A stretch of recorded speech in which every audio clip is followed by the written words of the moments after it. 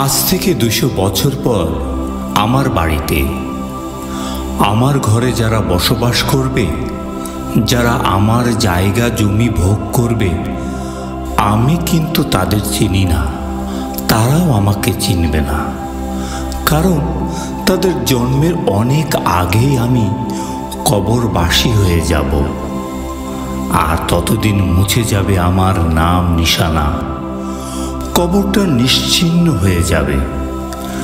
আমার সন্তানরা যতদিন বেঁচে থাকবে ততদিন তারা হয়তো মনে পড়লে দীর্ঘ নিঃশ্বাস ফেলবে, কিন্তু তাদের মৃত্যুর পর তাদের সন্তানরা তাদের যতটুকু মিস করবে, আমাকে কিন্তু এতটুকু মিস করবে না।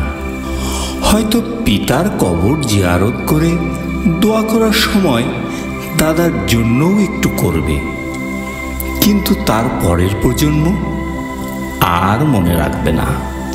প্রায় 200 বছর আগে মারা গেছেন আমার দাদার দাদা, যিনি আমার পূর্বপুরুষদের জন্য ঘর বাড়ি, জায়গা জমি, দালান কোঠা রেখে গেছেন।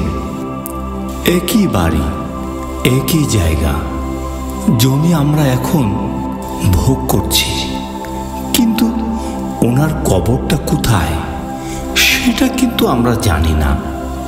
হয়তো আমার দাদার পিতা জানতেন, কিন্তু দাদার পিতা তো বেঁচে নেই, দাদাও বেঁচে নেই।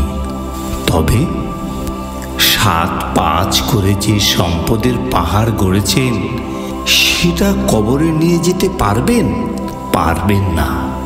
আর যাদের জন্য রেখে যাচ্ছেন, তারাও আপনাকে মনে রাখবে না।